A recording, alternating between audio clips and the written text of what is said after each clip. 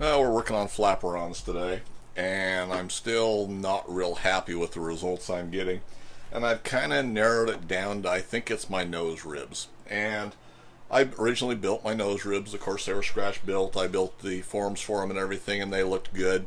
They were one of those parts that I built early on. I've got the nose ribs attached to the spar for the flaperons. I'm just going to go back and revisit those. I'm going to go ahead and start from scratch on the nose ribs, and I'm only doing the nose ribs. There's no, everything else is fine on them.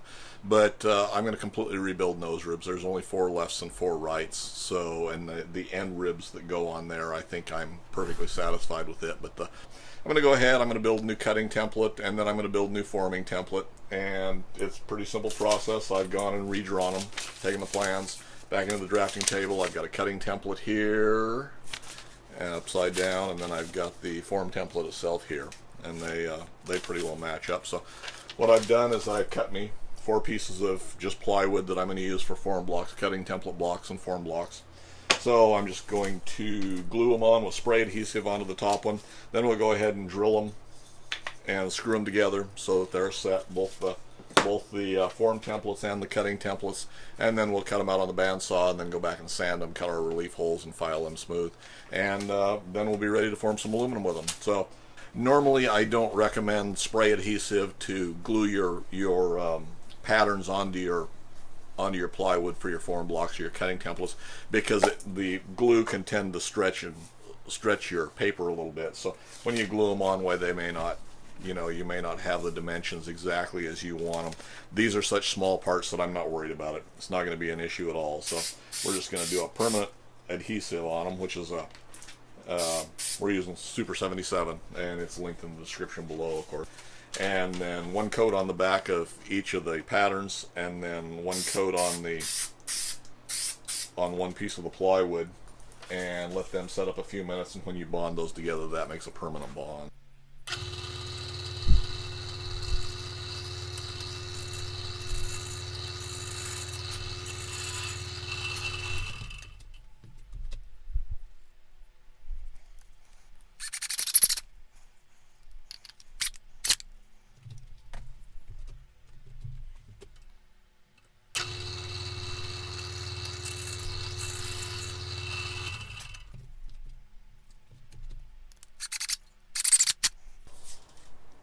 No rocket science there.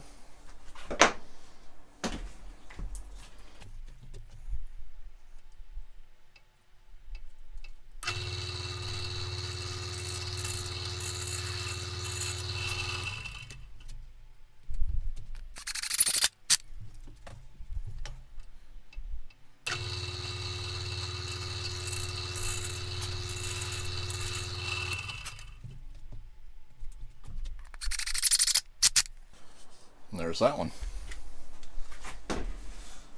Now the form block itself is all ready to cut out on the bandsaw. I'm not going to do anything with it right now.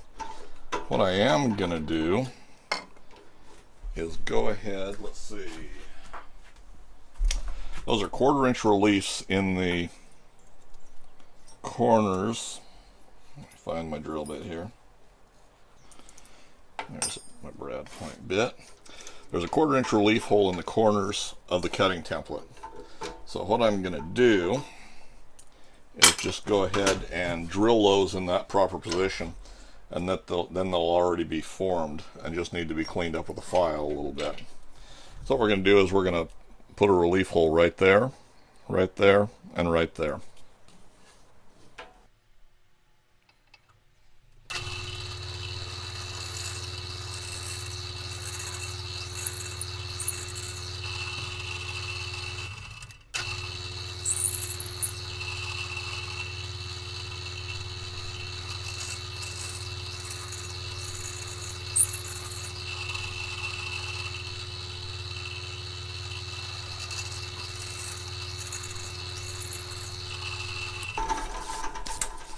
Okay, there's the 3 relief holes.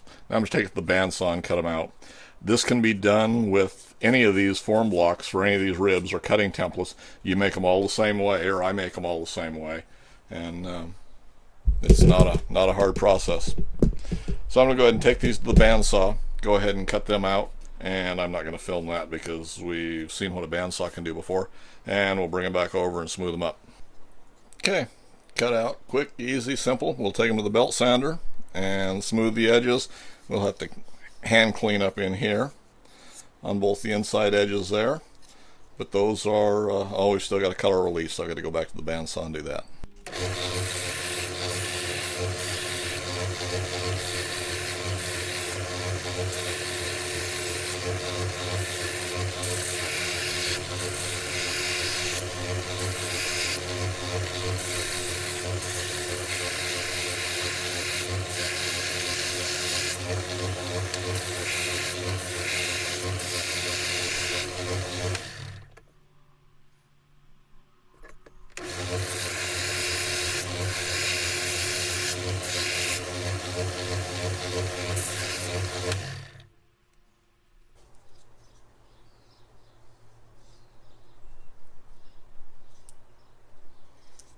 Okay, that looks pretty good.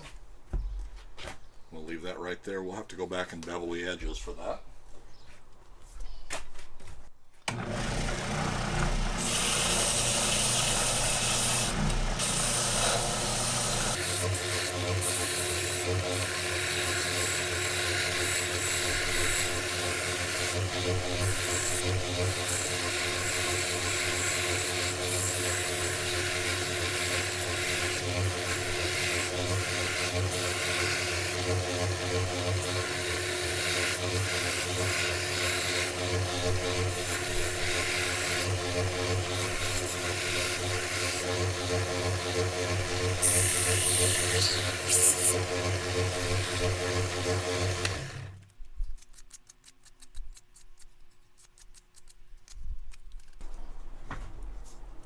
Alright, we still have to finish filing out and smoothing out this inside corners on both of these. We'll blend them into our relief cuts in the corners, and then we have to cut out for our finish smoothing out our relief cut there, or our cutout there.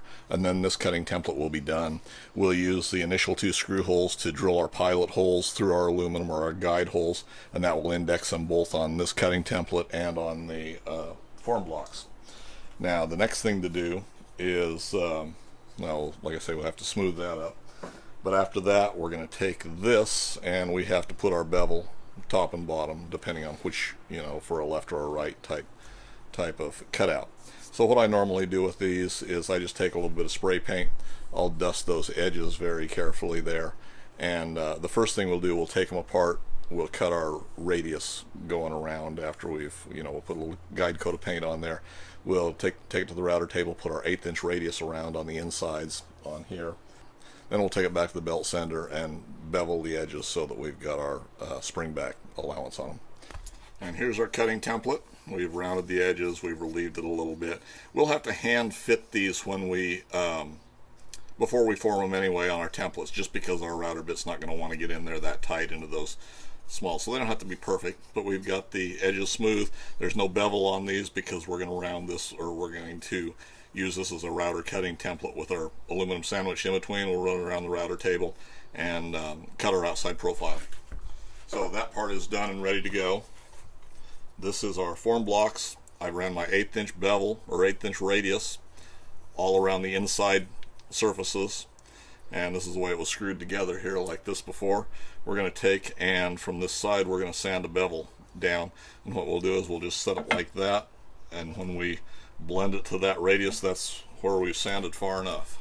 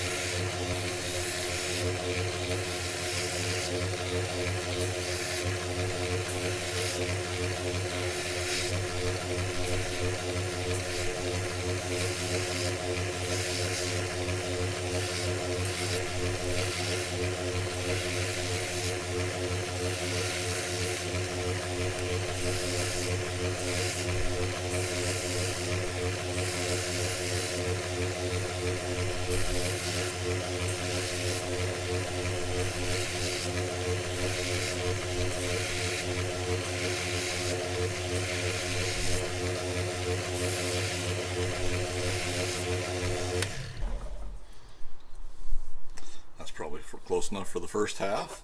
Do the other half and be done with them.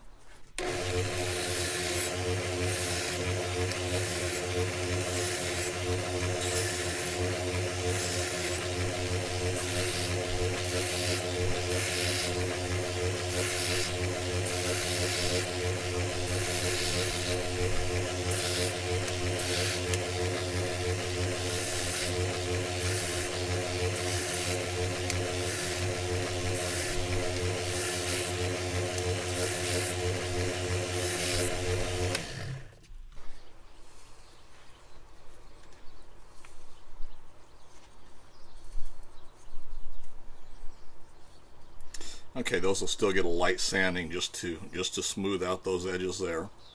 But then we'll screw them back together. They'll still get a light sanding on the inner edges. Then they screw together like that. You can see you've got bevel all the way, or spring back relief all the way around on them. So we can do both our left and our rights. Now when you cut these, always be sure, and after you've formed them square, cut your 1/8 inch radius or whatever radius you need around the edge before you cut your bevel. Because if you try and cut your bevel and then go back with a router, with a bearing bit on your router to cut that, why, you're going to cut farther back because your bearing is going to be riding farther down on the angle. So you're actually going to undersize your parts when you do that. Always be sure and cut that radius on the inner edge that you're going to fold over before you bevel the outer edges for spring back. So a little light hand sanding on both of those, and both of those parts will be ready to use. So tomorrow we'll drag out some aluminum and we'll run them through the router template to cut them out, 8 of them, and then we'll form them 4 left and 4 right, and they'll be ready to fit back up onto the flaperon spars. That way hopefully we can overcome the little problem I've had with the fit not being the way I want it to be. So hopefully that gives you a little bit of information that you can utilize in your build.